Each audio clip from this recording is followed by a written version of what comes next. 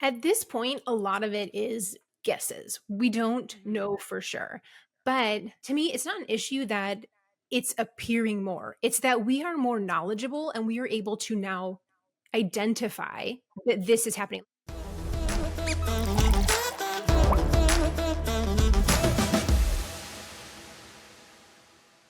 Usually when we have scheduled, not usually, I'm not going to sugarcoat this at all. When we have scheduled start times, I know the start time. I am prepared. I'm ready. I'm at my makeup chair. I'm doing my makeup. And then someone texts me, and then my mom calls me, and then this happened, and the cat pukes on the floor, and then Jack cries, and Eric asks me where the scissors are or something. And I suffer from ADHD. I was diagnosed back in 2017, I believe. You were diagnosed? Yes. Yeah. Oh, All yeah, absolutely. this time, I thought you're just like feeling Really? like I feel like I have it. I feel like I have it. I feel like I have it. I didn't know we had a specific diagnosis here. Yes. I went to a whole doctor and got diagnosed. So that's what why made you go? I was just starting to work at NESN, New England Sports Network. It was a full-time, hardcore sports job. You needed to know your crap inside, outside, upside down, backwards. You're in Boston, Massachusetts. Like, come on, you need to know what you're doing. You can't slip up with anything related to sports. I needed to focus. I needed to lock in, and I couldn't. And I just was so scattered. My apartment was a train wreck. I had 3 of these going at one time with to-do lists. I was there. What was there, like one candle out of like because I would throw everything in all the closets because you came or under the bed. So it would like be quick clean because people are coming over. But my brain was a mess, and it was oozing out into my life. And that's just how I've kind of always been. Even thinking about studying for tests in grade school, my mom had to sit with me and be like, okay, here are the flashcards. Let's focus. Let's do this. What about you? Because we always say we're squirrel syndrome on this show. I am. Yeah, it's not something that I noticed like more intently until motherhood. I had it a little bit in like pre-motherhood, but I feel like I always attributed that to my grief. Like I just had something really huge sitting in the back of my brain that made it difficult for me to concentrate or focus. And then I was like, oh, okay, I know what that thing is. But with motherhood and as I started to feel better, my grief wasn't like as large in my picture every day. It's definitely like you said, like you go to get something in the kitchen and you realize, oh my God, I have to finish the laundry. And then you realize you see the paper towel the laundry, I forgot that. Yes. Yeah. And it's just, that is something that I've really struggled with, of like feeling like I can't ever get my head above water because there's just always something that I'm behind on or that I'm not doing right. And then I think that feeling just trickles down into feeling about how you are as a mother, because so much of your everyday tasks are like you as a wife and you as a mom, and that's just like goes into your self-worth. So yeah. So I am so excited about today's expert that we have on. This is when you brought Patricia. this idea. Oh my God. When you brought this idea up a few months ago, I was like, absolutely. Because no, you brought it up. I hunted her down. Maybe. I don't know. We're a team on this We're stuff. a team. I remember you brought it up and I jumped at it because I was like, yes, I suffer from this. And I think it was maybe right after my miscarriage or right when I got pregnant, like the day after, is something around that area. So I was like, okay, I can't take my medication. And I've been trying to not take it for a year. But Patricia is amazing online, and she is just a magnet for this kind of stuff. Yes. So welcome to Patricia Sung, Motherhood and ADHD. It's her website, her following on social media. She really focuses on this. So she is the perfect person to have here today. So thank you so much. First of all, tell us, before we get into anything, what is ADHD?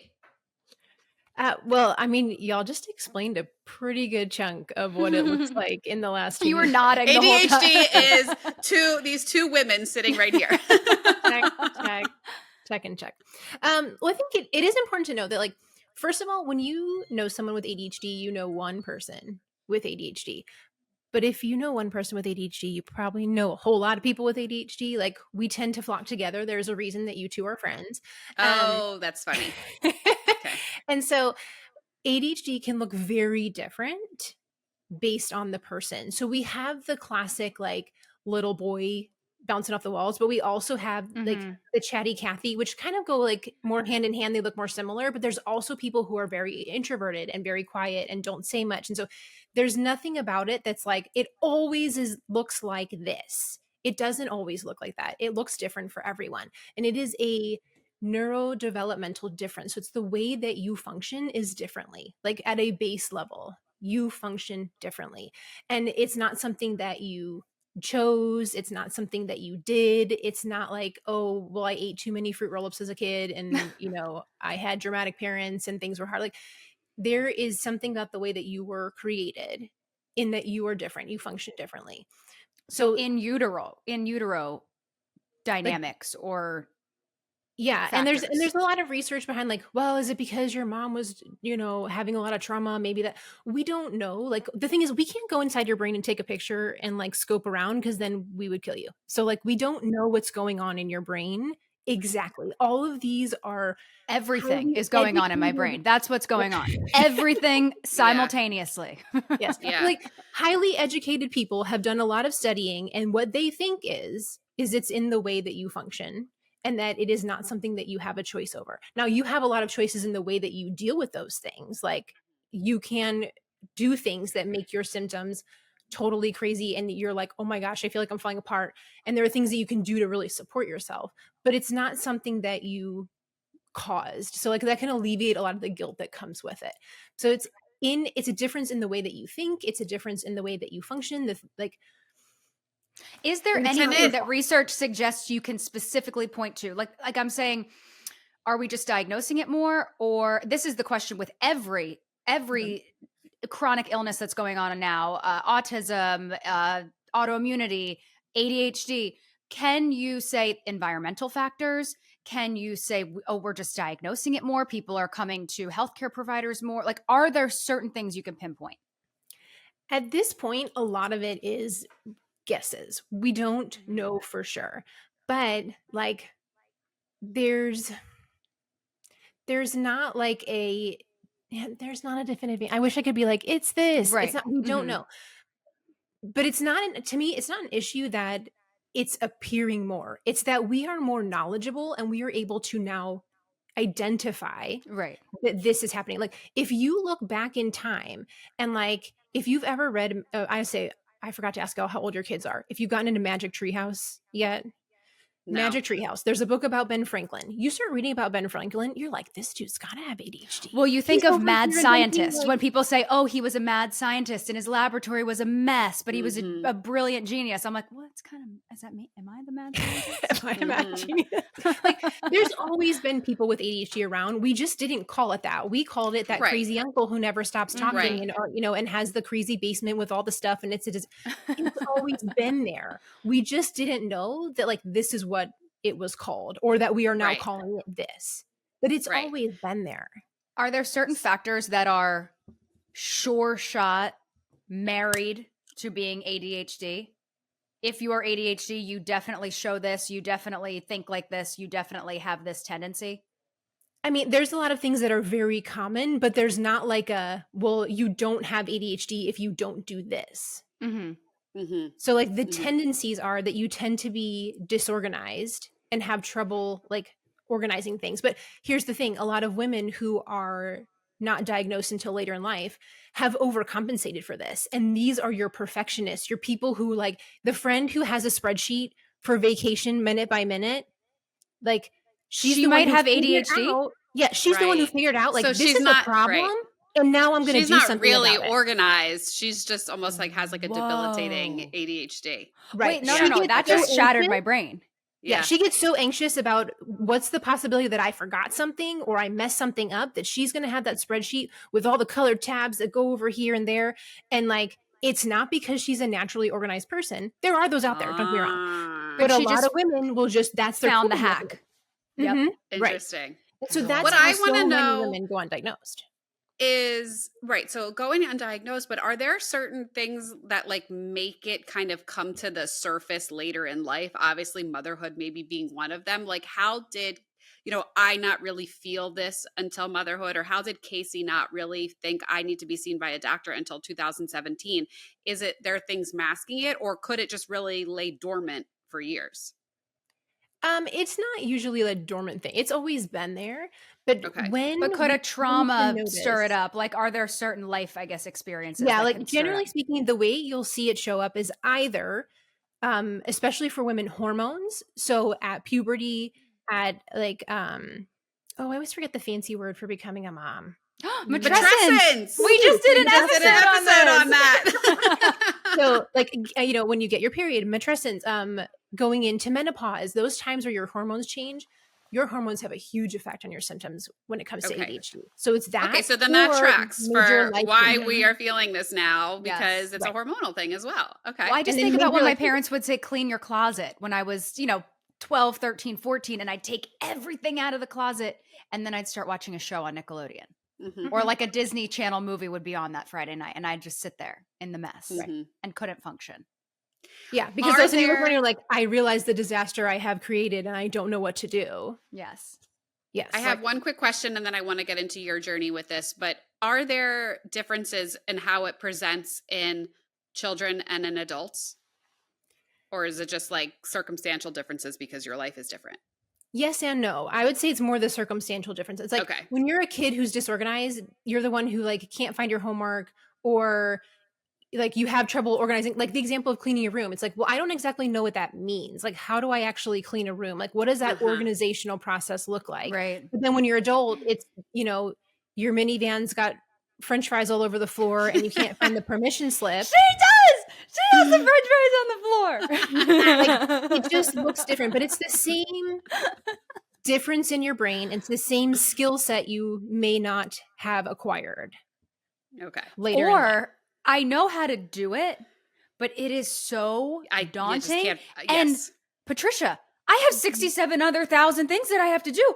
And there's clothes in the laundry. I'm not going to go do them, but I have to go look at it and acknowledge that I'm going to that's what happens. The spiraling happens. As I was preparing for this episode today, I was reading the news in general, and there was this article that said something about like this way of doing laundry could actually identify ADHD, and it's called like the floor drobe, and that people will do the laundry. Is that what you texted me? Okay, I didn't see that. Yes, people will do the laundry, but then they leave the clean clothes just sitting in somewhere in their room or on the floor, and then that becomes the floor drobe. Like you just pick out from there because you physically cannot put the stuff away. And I like go into my closet and all my clean laundry is just sitting on top of my dresser.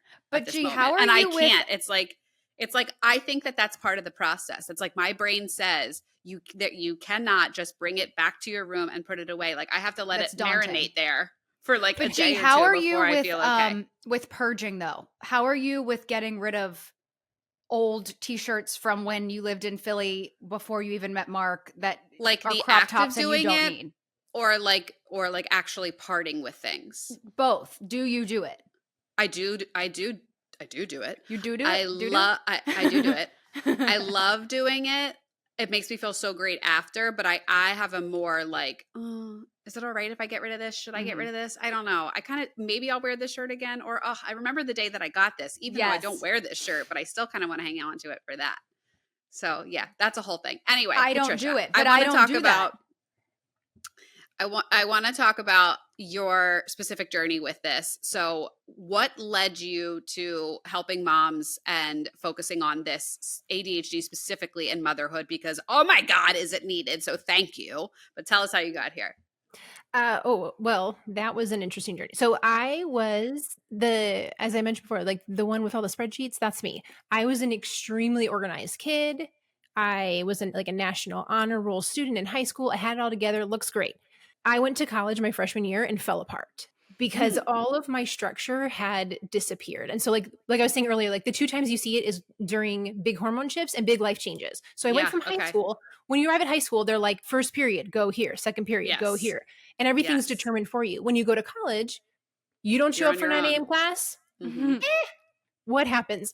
Nothing until later. Delayed gratification, also delayed consequence. And so I fell apart my freshman year. I got put on probation for my scholarship. And thank goodness I saw a doctor at the student health center who knew what she was talking about, which was rare because this is the year 2000. she's like, I think you have ADHD. I was like, well, back then, ADD, not called that now. And so yes, I went through like the full shebang, got diagnosed, and then learned how to study and thought that was all there really was to it back then. Like, it was just like, well, if you're struggling in school, here's what you do. The end. Like, y'all, ADHD does not go on vacation. It does not take weekends off. Like, that's not how it works. But I figured out how to make it work. Like, I was a middle school teacher. Like, I had the built-in structure there. You are doing God's work. I loved it. That's a hard age, though. That's a hard age to demand respect. So many hormones. Well, it's an age where the ADHD is coming in and like as an avalanche. So sure, yes, you were good at it. So like fast forward, like I figured out how to make it work as a grown up. It was fine.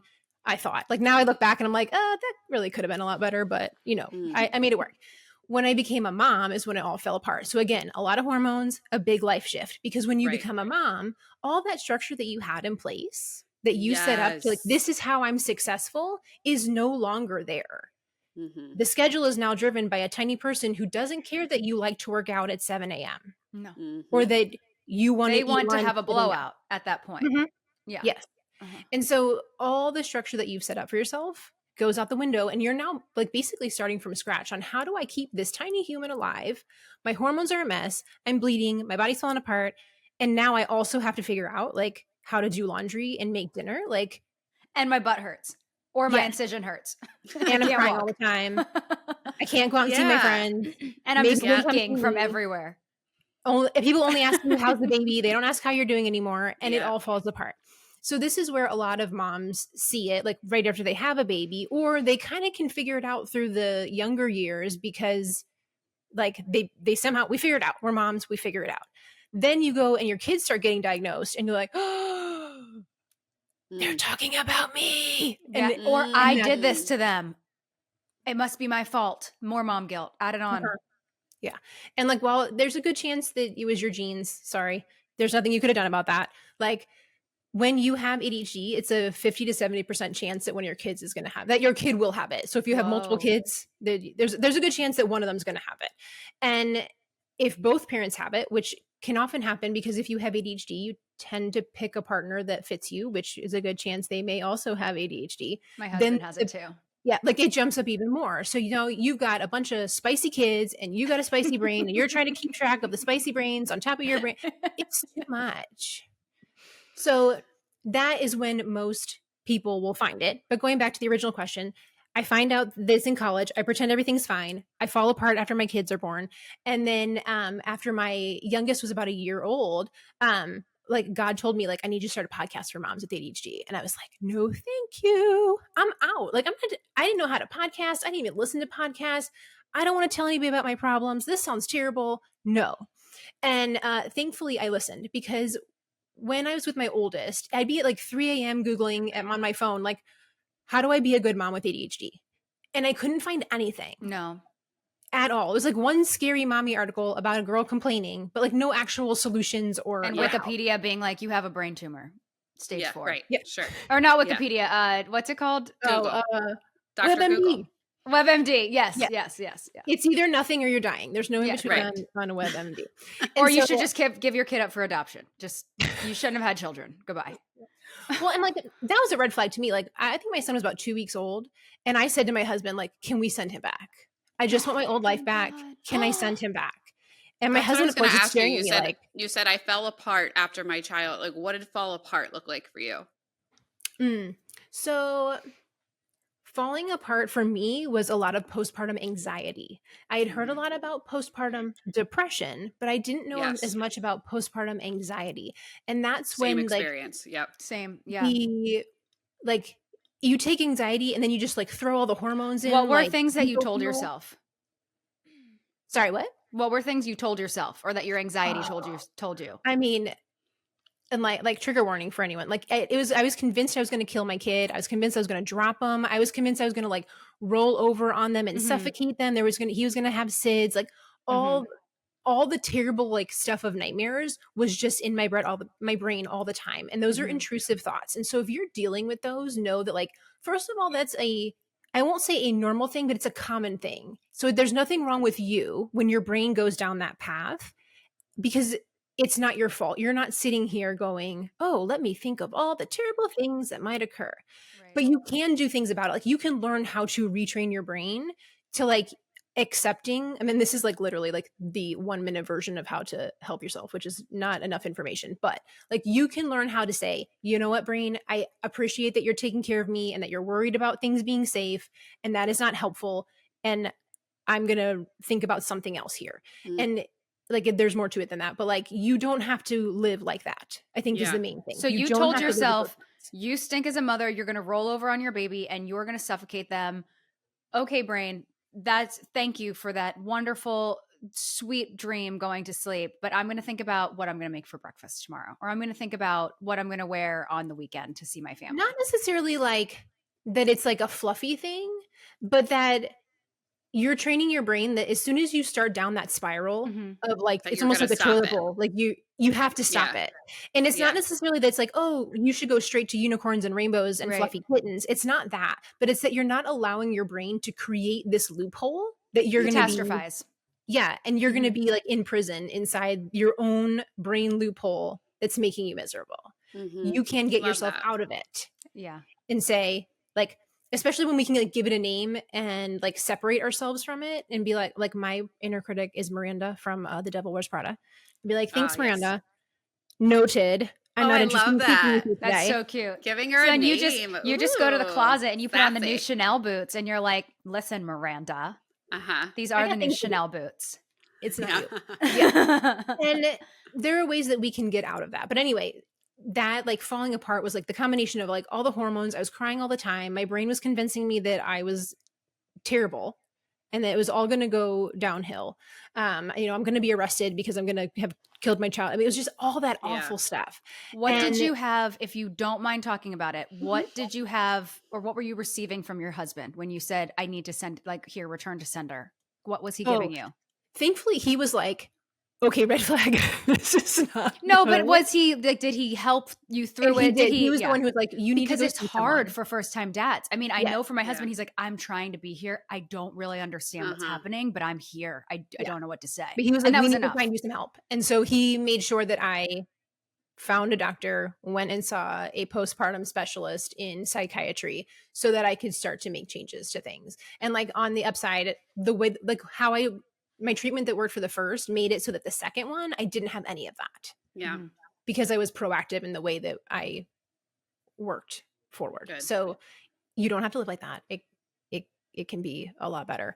But yeah, I'm like, wait, did I answer the question? Yes, of course you answered the question. Okay. Yeah. Absolutely. So you've also talked about how you're let me see if I get this right, hobby hopping, anxious adventurer. Explain what that means, because it sounds exciting. But very ADHD riddled. It gives me anxiety because I'm an indoor cat. So tell me. Hobby hopping is something that a lot of people with ADHD do. Like we come up with an interest. This is so cool. We buy all of the supplies, like dive headfirst into this new hobby. And then once we've mastered it, we're like, okay, well, that was nice. Moving along, and we find a new hobby. And we dive into that because we like. What about not even mastering it? Yeah, not even mastering it. What about getting halfway through and being like, no. I did that with calligraphy, and I took one class, and I was like, nah. Yeah. And so like you start it, and you either realize I'm not into this, or you love it. You go down, and you're like, basically, like I could teach classes on this. I'm such a good expert at this thing. But then you lose interest because what you loved was like the process of learning and the like enjoyment of gaining the new skill. Interesting. And I was like, okay, well, I want to do something else now. So you know where I am with that? I am down like rabbit holes and conspiracy theories and prepper. Like I'm in that space. I do that phase too. No, I'm in it. I don't think I'm ever going to come out of it. And my husband says to me, you out of it. When we go out with other couples, can you not make the entire dinner about doomsday and that you need an armored car to get you at least halfway across the country to a bunker and satellite phone? Like I ordered a Faraday bag. I do it to her. I'm like, and could he's you like, maybe stop? Could you maybe pause from posting about doomsday on your Instagram and just like throw a little promo for the podcast in there? She's like, okay, I understand that there's lead in Lunchables. I get it. Yeah. Thanks for ruining my childhood. But can you promote the podcast today? Yes. I'm like, but there's lead in Lunchables. I feel like this explains you to a T, Case, because you do get into things. Like, but like you want to take on new tasks and you are good at them. And then it's like, I never hear you mention it again. Yeah, that's true. But and why is that? A lot of guilt, like that we're like, well, I should be more steady. I should be more consistent. Or I spent $3,000 on a fancy laser cutter, so therefore I should be more into it and turn it into a business so that I can recoup the investment of this, Right. So is it this idea that you're searching for something that's going to make you feel more stable? That we hop, or that we get mad at ourselves for hopping? No, that you hop. That you do the hopping. That you try to find your sorting hat. That you keep trying things on to see what's going to stick. Yeah. I mean, what's like, it's different for different people. But for me, I just love learning. I want to learn all about it. And then once I feel like I can do it, I'm like, okay, well, that's not really that interesting anymore. I want to learn something new. So for me, it comes from the drive of, I get a lot of sparkly dopamine like in my brain, like this is really entertaining to me to learn the new thing. There is something to be said though about somebody knowing a little bit about a lot. You should know a little bit about a lot. Yeah. Right. So there's this but I think the guilt comes in with like other people making comments, or that like I spent a lot of money on this and now I'm not using it. Right. That's where like the guilt and shame come in. So I have accepted like, this is cool. I'm allowed to learn a whole lot about it and then go to the next activity. I ask because there's a book I've been reading called Risen Motherhood, and there's this one passage in there that is so poignantly stated in how there's always in this society something aimed at moms or something aimed at women of there's always something else that we could be doing to make it better. If we just woke up earlier, if we just tried a different recipe, if we just worked out a little harder, it's as if the fault does belong to us for why things aren't working. So I am wondering if that was part of it, if it's like you're kind of uncomfortable in yourself, you're uncomfortable in your being because of this craziness that's going on in your head of the ADHD. So you're hopping from one thing to the next, whether it be the schedule or the routine or the hobby or what be it, to try to get yourself to a place where you feel better. But you're just not going to feel better because those are not the things that make it better. Yeah. I mean, I think there's a lot of truth to that, in that, like, I mean, that's the best marketing, is if they can make you feel like you're the problem and that you need to buy something else to fix it. But when you don't fully understand yourself and you don't know why you're struggling so much, and you don't, like, if you don't know that you have undiagnosed ADHD, that drive to try to find an answer is always going to be in that like underlying state of driving you forward of like, but I just can't quite figure it out. Like I need to know, like, why is this hard? Like, what's the problem? How do I fix it? And when you don't know that, you will start looking for it in other places, because you think, well, if I could just get up earlier, or if I could just meal plan, like that's the solution to the emptiness that you hold in your heart. And that's not it. But I will meal plan and then I'll forget to make it. Or you buy the groceries and then or the I say, drop. oh my God, yes. I ran out of time and I didn't get a chance to make it. So we're just going to order and I'll make it tomorrow. And then you end up eating it on the last day in pieces because you never made it. My question is, okay, so working with Giana, you said ADHD people find each other. So let's say Giana and I both have ADHD. You're not medically diagnosed, but I mean, you definitely say that you have some of the signs and symptoms. So in that sense, we can have a conversation and talk about 100 things and probably never complete all of those 100 conversations because we jump to different things. So that's definitely a sign. But as Giana asked earlier, so far. For sure. Is there a scale? Is there a scale of severity of diagnosis in people? Because Giana, if she says, all right, tomorrow I'm going to do this, I'm going to do that. And I'm like, yeah, me too. It takes me 4 days to do it. Well, it's true. So like what I mentioned earlier, excuse me, is that like there's ADHD is like the whole, like encompasses everything. And then you have the subtypes, you have the hyperactive subtype, you have the inattentive subtype, and then you have the combined subtype. So it's the two. Okay. Because the ADD, that terminology is no longer cool. That's phased out. which is so interesting. Because Gianna and I thought there were two types. We thought there's ADD and ADHD. Yes. There was like in the 80s, and now there was the Ritalin, like that whole thing. Yeah. Okay. Yes. We rebranded. We have one name and types now. Okay, so tell us about the subtypes, because I didn't know that there were subtypes. Yeah. So the difference is, like, when it comes to hyperactive, these are people who you can see physically, like, they move a lot, they talk a lot, they're constantly like physically moving. You'll see that, like, that's my best like stereotypical overall is like you see the movement. Are they usually extroverted? I would say it tends to be, but not necessarily. Okay. It can be people, like, because you can physically move a lot and not be an extrovert. But people who tend to get noticed are the ones who talk a lot because they're noticeable, if you will. Then you have the inattentive side, which are the people who are more inside their heads, where they get distracted more. They are, it's hard for them to organize. It's hard for them to prioritize. You have a lot of time blindness. So it means like you don't really know how much time has passed, or like you think something's going to take you 5 minutes, it takes you 25, and you think it's going to take forever, but it only took you 2 minutes.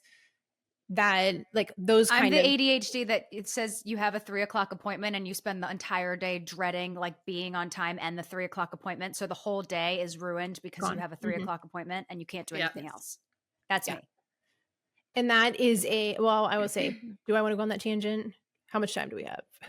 We've got time. Go for it. Okay. So like what that happens is like you get really overwhelmed worrying about like the thing that has to happen, and your brain gets hyper focused on that specific thing of like, I'm going to be late, and then nothing else can happen because now you're hyper focused on the thing that's coming. And I'm still late. Yes. Yes. Yes. But it's because your brain has like latched onto that, and that's where your hyper focused attention has gone. And listen, I'm always late because I have a disease, Gianna, okay? I have this disorder, okay? That's why I'm always late. I used to be always like 30 minutes late, and I'm down to about 5 minutes. It is possible to be. I'm a 10. I'm a like 7 to 10 girl. Yeah. But what you'll see in like what I categorize as like the hyperactivity in the hyperactive side is very obvious, outward hyperactivity. But for inattentive folks, it tends to be an inward hyperactivity. So it's where your brain goes. Your brain is latching onto thoughts and running with them. You always have thoughts going in your head. Ooh, this, ooh, that. When your brain is like constantly moving, that's the hyperactivity in your mind. So you'll see it there. And then you have people that have both. It could be physical or internal, the hyperactivity. Okay. Or you can have both. So what do you think you have? I have no idea. But you have to have a subcategory of it? You tend to lean one way or the other, or you have the both. I definitely have both. I have all the things. Yeah. And the hard I think I'm more of an internal. Internal, your head's always going. But you possess the ability to be on time and execute. Outwardly, like in the world, you get crap done. Yes. Yeah. I'm here to tell you do. I don't do it without destroying myself over it, but what does that mean? Can do it. What does that mean? Like you said, like thinking about the being on time, or thinking about this, or okay, do I need to do this at this time? Like it's definitely not a walk in the park, but I don't think it's as bad as it can be. But okay, for example, when we pull our promo clips, Gianna says, I'm going to do these tonight before bed. And she is banging away and still goes to bed at 11 p.m.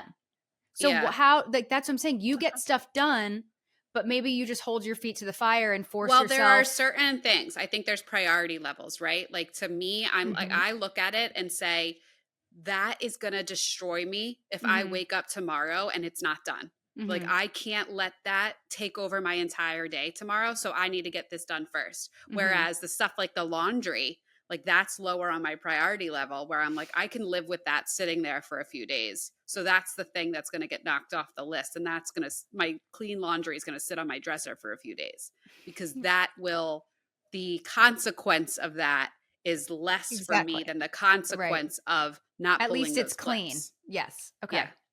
Yeah. So disappointing you and not getting the stuff done is a higher priority than disappointing yourself on putting laundry away. Yeah. So like these, like this is where like when we talk about like, yes, there's the 3 subtypes, but like underneath the underlying, it's like some people are going to really struggle at times. Some people, it's not going to be as much of a bother. Some people are more like go get 'em people and they get the crap done. And other So people are like, oh, I should do that soon and don't. So it's not like that's what I do. I'm not the my type of part. person. Gianna is like that. If she sees, oh, I just got a bunch of waters delivered, I'm going to bring those in right now, put them in the fridge, get them out of the driveway. I'm like, I see you, but I can't do that right now. I'm not a doer in the moment. Like that I won't do. But so is that by that rationalization, like that conversation I just had with myself in my head, does that mean I don't have ADHD? Like the fact that I'm able to conceptualize that conversation? No, you're the spreadsheet girl. And so do people with ADHD not have that? Or like is that making any sense? Well, I mean, I have ADHD and I just explained that to you. So I think that's not necessarily like a factor. Like you're the spreadsheet girl. You know how to handle yourself. Like, you figured it out, right? You've got your coping mechanisms in place and your supports in place to make it work for you. And you've said like, I will make sure that the priorities that involve other people, those are more obvious consequences. And it's the thing that's only up to me and only affects me. That's the thing that gets like let go of. That's a frequent issue for people with ADHD. Again, not a blanket statement that other people who do that don't have ADHD, but like prioritization for you is clear because you know, like my partner's depending on me. So I got to get this done. And also the hyper focus of like, if I don't do this now, it's going to kill me tomorrow. It's going to drive me nuts. You're like that little like anxious thought that's like, no, you got to do it right now. You can't go to sleep. You got to get this done. That is also a frequent occurrence in those of us with ADHD is that little anxiety, like little guy on your shoulder is like, God, you got to get that done. You know, I would rather stay up until 4 a.m. to pack or to finish a project. Or if I'm having a party, I will stay up until 3 a.m. figuring out the place settings, the name cards, the menu, where everything's going to go down to a T, working on the paperless post. But the house will be a train wreck. And I will save that last minute sprint cleaning. I will save that until the night before the party. And then my head is spinning off my body and everyone around me who's, you know, like my sister or my husband or my mom is afraid for their life. And doesn't want to make eye contact with me. Yourself down too. Correct. Yeah. So like ADHD never travels by itself. It always comes with other stuff. So it comes with things like anxiety and depression, or it comes with learning disabilities like dysgraphia or dyscalculia. And it comes with a lot of— What is that? Those two things. What are those two things? So like there are different learning differences in terms of like if you have trouble reading, like the letters move when you're reading or the numbers move when you're doing calculations, like your brain does not see still forms on the page. Whoa. They can move or they can flip like mirror images. And so it's not like you're having trouble reading because the things are moving around the page, not because you don't know your letters. Wow. And the same with like in math, you can have that. So like there's like I have Erlen syndrome, which is quite common with ADHD, which means like when I read the text kind of moves off the page, like it like lifts off the page as I read. So it is hard for me to find the next line. I have that and I read so slow and I think that's why I hate reading. Yeah. That happens to me. They hate reading because obviously it's way harder when the words move around. Right. So what do you do for that? Catch them.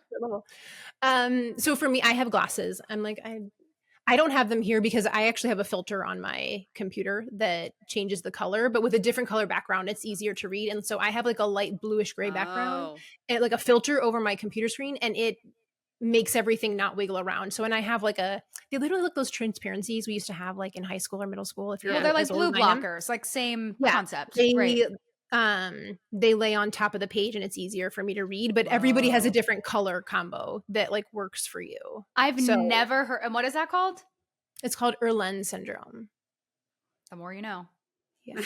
And then there's things like there's a lot of overlap. I get diagnosed with something every episode. What Every episode are we on? I have 30 diagnoses since we started this podcast. I mean, Jesus Lord. Let's see. Oh, and there's a lot of overlap with like GT kids, autism, like it never goes by itself. And so it's really important that like, yes, that's the reason I always tell people to like ADHD. Autism. ADHD is the combination of having autism and ADHD.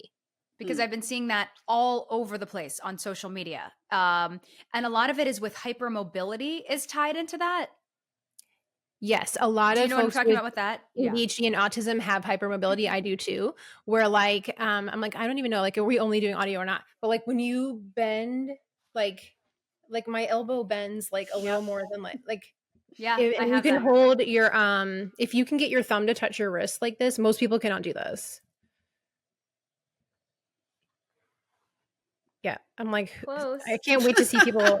We're all doing it. All of our thumbs are touching all of our wrists. The other thing is ADHD posture, where your neck jets out. It's something about, I was reading, the muscles that hold your head over your shoulders and spine aren't strong enough. So your head, I'll find that when I'm reading something or I'm watching something, my chin will jet out because I'm focused on it. And you can do physical therapy exercises to like retrain those muscles to do their job so you won't have the chronic pain. But a lot of times we just don't realize we're doing it. And we don't know that's why we have back pain or that's why we have neck pain. It's because we like literally like, I'm a chicken neck. Right. I mean, that's like part of our society anyway. I mean, we're all just hunched over on phones and computers all the time. I look at my children. I'm like, my children have the best posture. And it's all because they haven't been ruined yet. Correct.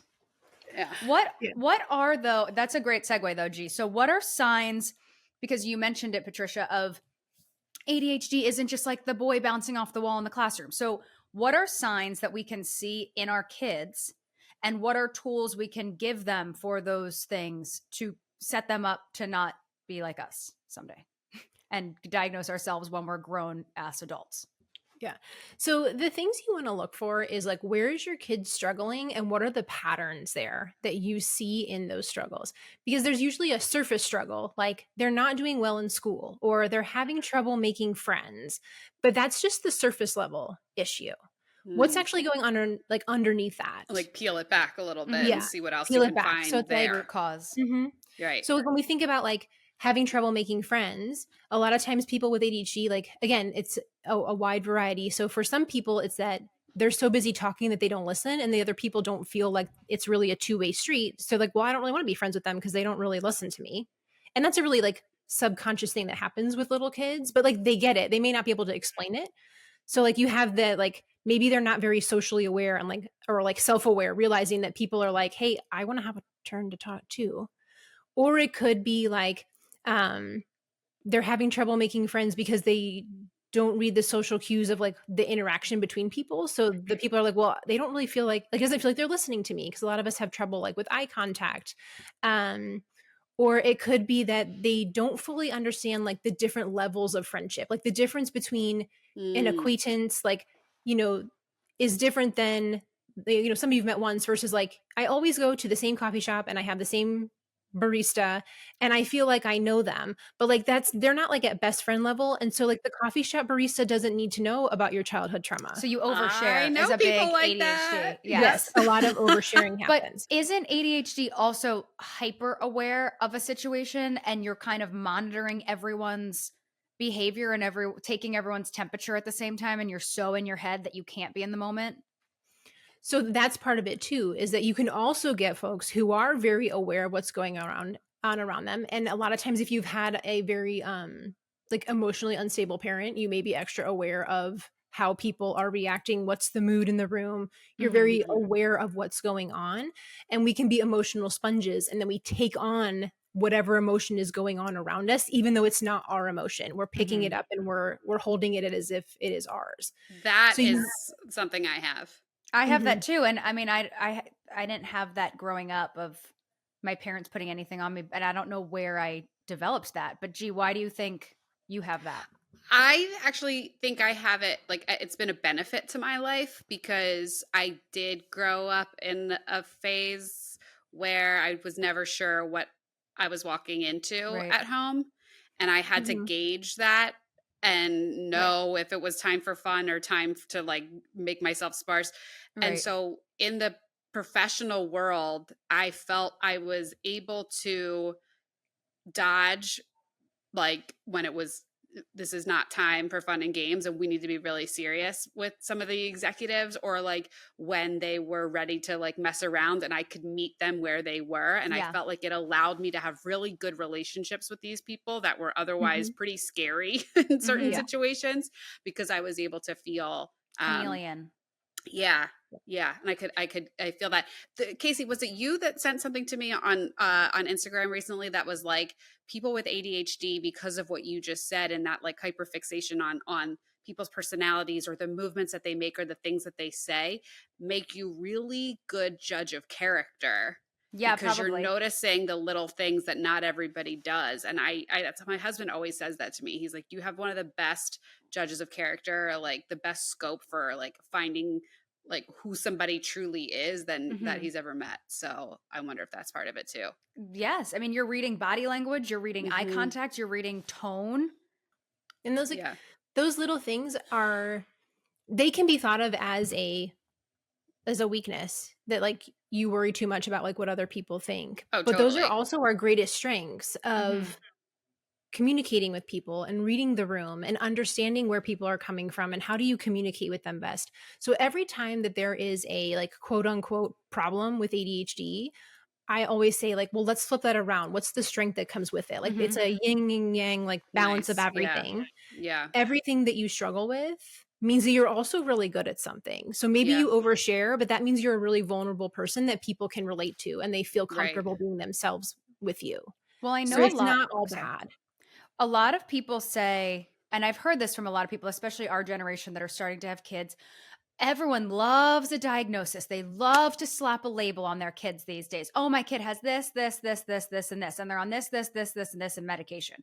What are things that parents can do to help their kids that are not medical, and that people can help themselves, that are themselves, non-prescription? I don't want to take Adderall every day. I don't need Adderall every day. Even, when I was taking it, I was trying not to take it every day. If I need it for work, I need it for work. If it's Saturday, I don't need it. I can do the wash.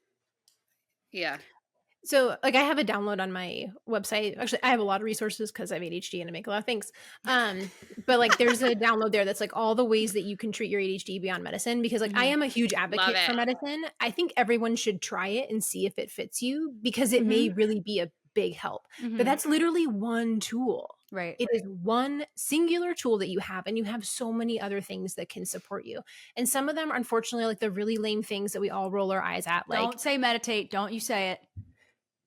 I mean, I'm not a huge meditation fan, but I was saying like going to bed earlier, getting more sleep, having some kind of movement. That's called something. It's called, it's called not having children. No.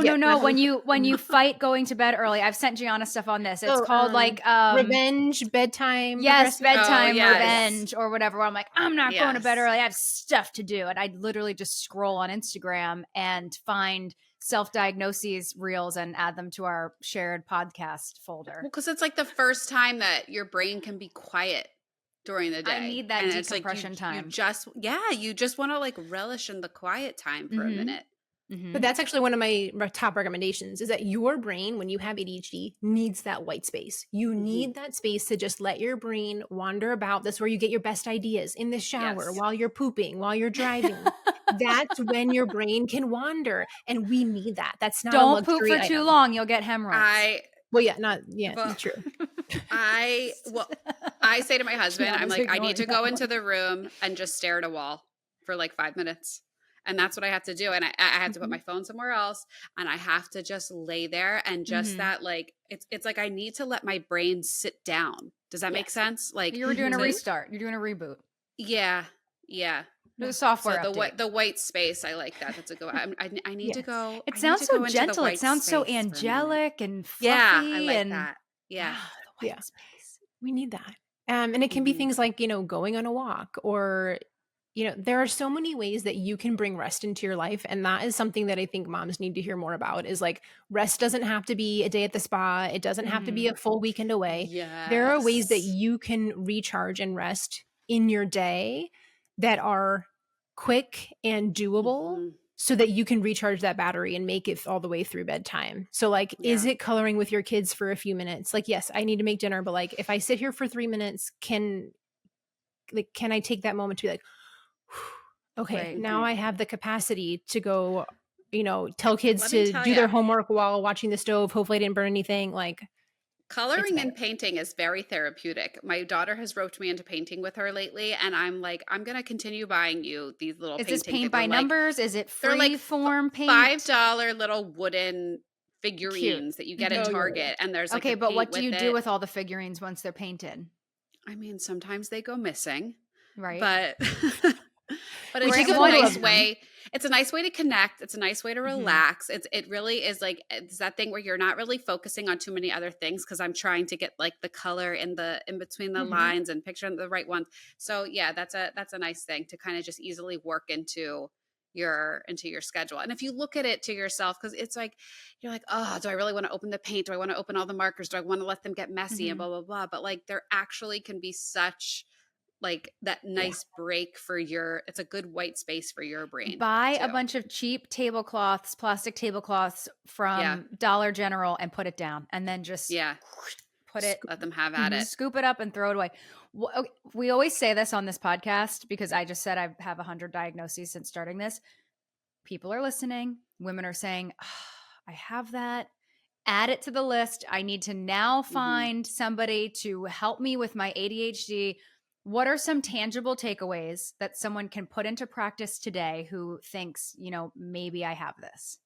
So my 3 tips are always the same. The first one is learn about ADHD. So understanding your flavor of ADHD. How is it affecting you? Because that's where you're going to be able to find the most. I'm vanilla, Casey's chocolate, a little bit of sprinkles. I'm a banana split. I have all the things. Like, you really understanding how it affects you, because everyone's so different. That's where you're actually going to be able to find realistic solutions for you. Like going to Pinterest and downloading the next Pinterest like chore chart isn't actually going to be the right thing for your family. You have to understand what you need. And then the second one is putting on your oxygen mask first. So you have to take care of you. Like, love that. The definition of care is like what is necessary for your well-being, your welfare, your protection, your health. Like, it is a necessity, not a luxury. The oxygen mask thing, my husband says like once a week around this house. Yeah. Yes, you need to. And the more people that tell you it, the easier it is to accept, but you have to take care of you. You can't do all the things if you're running on 2% battery all the time. You're going to die. It's just, it's not possible. So you have to take care of yourself. Your cortisol levels raise, and that leads to other, I mean, it's a gateway. It's a gateway to a bunch of fallout. So many problems. And I mean, I could talk about that for another 2 hours. Like, the whole idea of this like burnout being such like a buzzword, it's so true. We need to be taking care of ourselves. Tell us the third thing, and then I want to come back to burnout real quick. The third thing is asking for help and getting support. So even if you don't have an official diagnosis, which I always recommend to do, because if you have other things popping up, like we want to get your anxiety and depression treated as well, not just the ADHD. But like, where's the support? Is that a primary care physician you can go to and discuss this? If they are knowledgeable about this, yes. If they are not knowledgeable about this, then you'll want to go see a specialist, like a psychiatrist, psychologist, but they can't prescribe medicine. Like a neurologist, like you want to see a specialist. If your doctor's like, they didn't have that in my day, no, just keep on trucking and you find someone else to talk to. There's Psychology Today is a great resource, right? Is that the website? Psychology Today? Yeah, to find experts. It's a magazine. But like in terms of supporting yourself, it's like, how can you get your family on board? Can you get a house cleaner so that you're not stressed about that? Like, can you start learning about it? Can you get an ADHD coach? Hello, me. Like, where can you put the support? We happen to know someone. Yeah. So you will do private one-on-one courses. What does that look like? And then we'll get to burnout. So I have courses that are self-study if you want that. I have a community and I have group coaching. I have a wait list right now for my one-on-one. So I do, but you'll be waiting a while. So I would say, what's the group coaching like if you want to do that? Because I need the interaction. I need the live interaction. Right.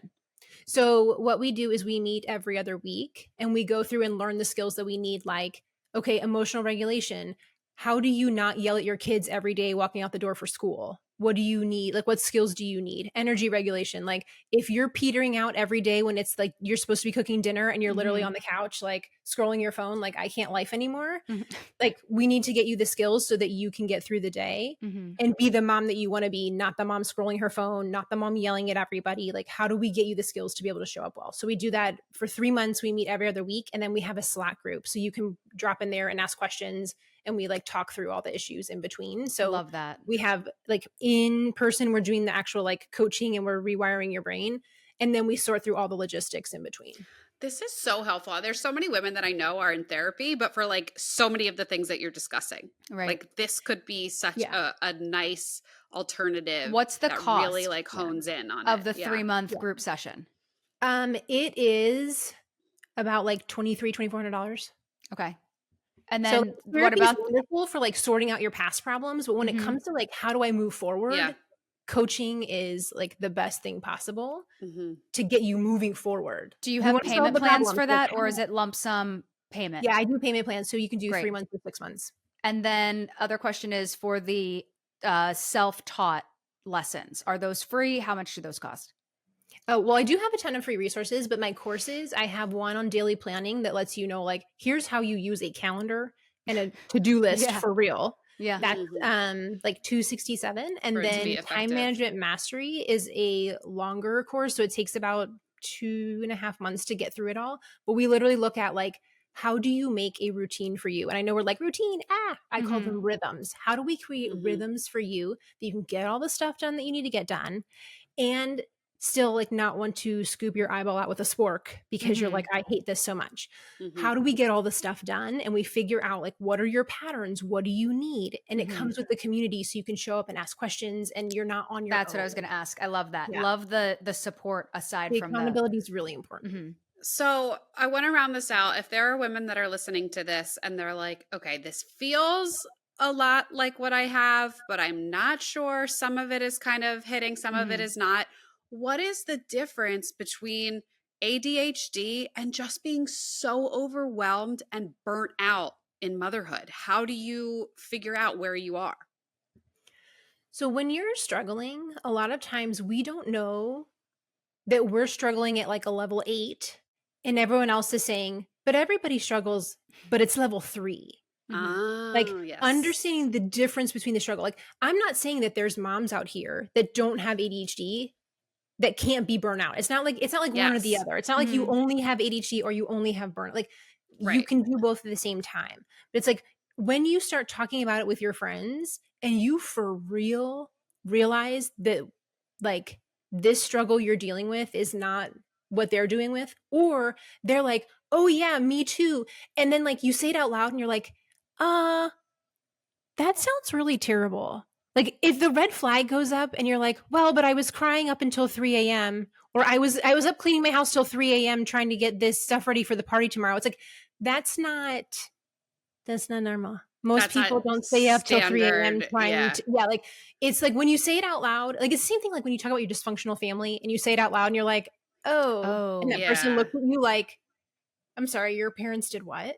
Like that's the moment where you're like, ooh, this is not the same struggle that everyone else is dealing with. Or if you have a lot of ADHD friends, they may be. So like filter that out. But like that difference between struggling at 3-4 all the time and struggling at 8-9, when you're like, what you said earlier, G, like you feel like you're always underwater. You're just trying to keep your head up. Like you're grasping for anything. Yeah. Like that's not normal. And so in that case, like, it's normal because it happens to a lot of people, but like that, that's not how you live. You can't It's live common. like it's not normal. Common, not normal. And so those are the times like you want to ask for help. And unfortunately, sometimes we ask for help and that's not the right person and they give us bad advice. So it's like knowing where's the right person to ask. Like, just like I said earlier, if your GP is like, we didn't have that when I was a kid, don't ask them. Don't ask them. They're not a good person to ask. You need to find somebody who knows. So finding the right person to tell. It is, and it's hard, and I wish it wasn't so hard, and I wish insurance wasn't so complicated. Like, what? And you deserve help. Even though it's hard, you deserve to live well, to love what you do, to actually want to get out of bed in the morning. You deserve that. And if you don't feel like that, once in a while, sure, again, common and normal. But if you're constantly feeling like I can't get my head above water, I feel like I'm drowning all of the time, that's when we need to reach out. And maybe it's not ADHD, maybe it's depression, maybe it's anxiety, maybe you got all of them.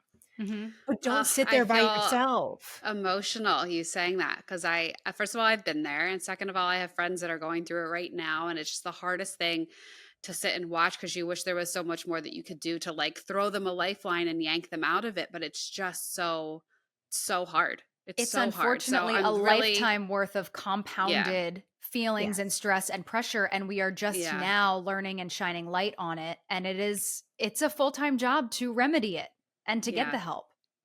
I'm so grateful for what you do. Oh my God.